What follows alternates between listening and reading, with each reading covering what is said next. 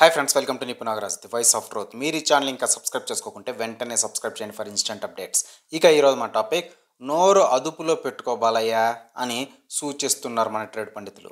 మనకు తెలుసు కదా, బాలయ్య బాబు ఇష్టానుసారం సభ్యత సంస్కారం లేకుండా మాట్లాడడం, దాన్ని నందమూరి కార్యకర్తలు మా బాలయ్య బాబుది చిన్న పిల్లకాయల మనస్తత్వకం అని వెనకేసుకురావడం చూస్తూనే ఉంటాం. ఒకసారి స్టేజ్ ఎక్కి ఆడది కనిపిస్తే ముద్దైనా పెట్టాలి, లేక అట్లీస్ట్ కడుపైన చేయాలి అని యువతకు దిశానిర్దేశం చేశాడు. ఇంకోసారి భారతరత్న అవార్డు నా కాలి గోటితో సమానం అని వాగాడు. ఇక లెక్కలేనన్ని సార్లు అభిమానులను పిచ్చా కొట్టుడు కొట్టాడు. ఇలా బరి తెగించి ఏది చేసినా దానికి నందమూరి కార్యకర్తలు పెట్టుకున్న పేరు బాలయ్య బాబుది చిన్న పిల్లకాయల మనస్తత్వకం అని. ఇక ఇప్పుడు మ్యాటర్లోకి సూటిగా వెళ్తే, ఈరోజు అసెంబ్లీలో బాలయ్య మళ్ళీ నోరు పారేసుకున్నాడు. మాజీ సీఎం జగనన్నయ్యని సైకోగాడు అని అనడమే కాకుండా అసందర్భంగా చిరంజీవి పేరులాగి అమర్యాదగా కూడా మాట్లాడాడు. అప్పుడు అందరూ ఇండస్ట్రీ కలవడానికి వెళ్ళినప్పుడు సైకోగాడిని సైకోగాడిని సైకోగాడిని సైకోగాడిని సైకోగాడిని సైకోగాడిని సైకోగాడిని చిరంజీవి గారు గట్టిగా అడిగితే అప్పుడు ఈయన వచ్చాడంది అబద్ధం.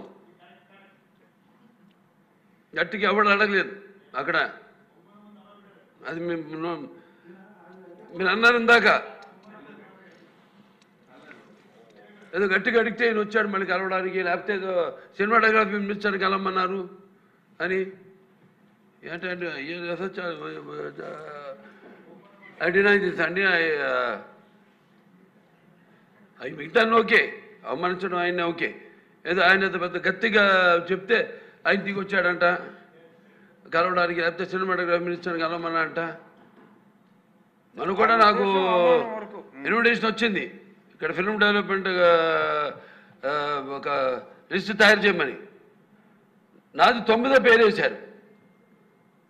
అది ఎవరో ఈయన నేను అడిగాను కూడా, దుర్గేష్ గారిని కూడా అడిగాను, గౌరవ సినిమాటోగ్రఫీ మంత్రి కూడా అడిగాను, ఎవడో అడిగేసిందని. The respect a human being, even be opposition or us. 9వ పేరు వేశారు. ఇదే అదేదో గట్టి గట్టి ఎవడు అడిగాడు, గట్టిగా అడిగితే పంపించారు లోపలికి, వచ్చాడు ఈడు కలవడానికి. Sorry, clarify. విన్నారు కదా బాలయ్య బాబు బలుపు. జగనన్నయ్య అని అంటే అనుకున్నాడు, కానీ ఇక్కడ ఉత్తి పుణ్యానికి చిరంజీవిని లాగడాన్ని తప్పుపడుతున్నారు ట్రేడ్ పండితులు.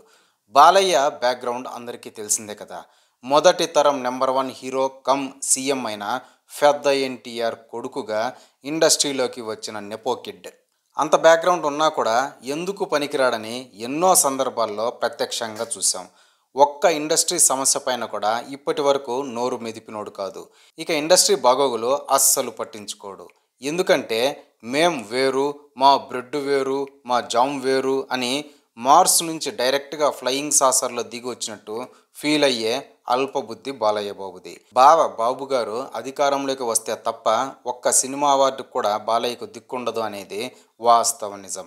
అంత ప్రయోజకుడైన బాలయ్య ఈరోజు అసెంబ్లీలో చిరంజీవి చొరవ వల్ల అప్పట్లో ఇండస్ట్రీ సమస్య పరిష్కారం అయ్యింది అనేది అబద్ధమని, అప్పటి సీఎం అయిన సైకోగాడిని చిరంజీవి గట్టిగా అడగడం, దానికి ఆయన దిగి వచ్చాడు అని కామినేని శ్రీనివాస్ చెప్పడం తప్పు అని, ఎవడూ గట్టిగా అడగలేదని అబదబజబ అని ఏదో చెబుతూ అప్పట్లో ఇండస్ట్రీ ప్రముఖులతో స్వయంగా చిరంజీవి వెళ్ళి సమస్య పరిష్కారానికి జగనన్నయ్యని కలిసి చొరవ తీసుకున్న అంశాన్ని తక్కువ చేశాడు బాలయ్య బాబు.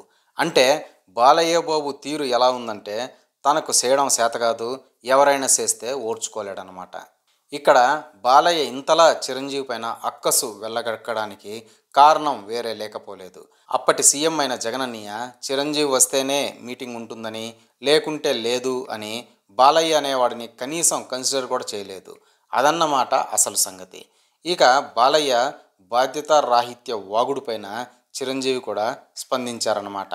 ఒక పత్రికా ప్రకటన చేస్తూ అప్పట్లో ఇండస్ట్రీ సమస్యల పరిష్కారానికి జగన్ స్వయంగా ఆహ్వానిస్తేనే రాజమౌళి, మహేష్ బాబు, ప్రభాస్ లాంటి వాళ్ళను వెంటబెట్టుకుని వెళ్ళానని, ఆ మీటింగ్కి బాలయ్యను పిలిచేందుకు ఫోన్ చేస్తే ఎన్నిసార్లు ప్రయత్నించినా అందుబాటులోకి రాలేదని వివరిస్తూ, అలా తాను తీసుకున్న చొరవ వల్లే తర్వాత బాలయ్య విజయసాయిరెడ్డి సినిమాకు కూడా మేలు జరిగిందని చురకలు కూడా వేశాడు మెగాస్టార్. మరి అంతే కదా, టికెట్ రేట్లు లేక సినిమాలకు నష్టాలు వస్తున్నాయని నిర్మాతలు లబోదిబోం అంటుంటే, సమస్య పరిష్కారానికి పూనుకోకపోగా మీటింగ్కి పిలవడానికి ట్రై చేస్తే డుమ్మా కొట్టిన బాలయ్య తర్వాత ప్రాబ్లం అంతా సెటిల్ అయ్యాక మాత్రం తన సైన్మాని రిలీజ్ చేసేసుకొని క్యాష్ చేసుకున్నాడు. ఇప్పుడు ఇలా అసెంబ్లీకి తీరిగ్గా విగ్గు పెట్టుకొని వచ్చి పిచ్చ ప్రేలాపలను చేస్తున్నాడు అని దుయ్యబడుతున్నారు సినిమా మేధావులు సైతం. అంత బ్యాక్గ్రౌండ్ ఉండి కూడా చిరంజీవి ఇమేజ్లో కానీ, క్యాలిబర్లో కానీ, ఇండస్ట్రీలో వెయిటేజ్లో కానీ కనీసం 10% కూడా బాలయ్య లేడంటే దానికి కారణం ప్రవర్తన. సామాజిక పరంగా ఉన్న సపోర్టుతో చలామణి అవుతూ విర్రవీగుతుంటాడే తప్ప స్వతహాగా బాలయ్య బాబుకు విసుమంతమైన సొంత ఇమేజ్ లేకపోవడానికి కారణం కూడా ఇటువంటి ప్రవర్తనే అని కొనియాడుతున్నారు ట్రేడ్ పండితులు కూడా.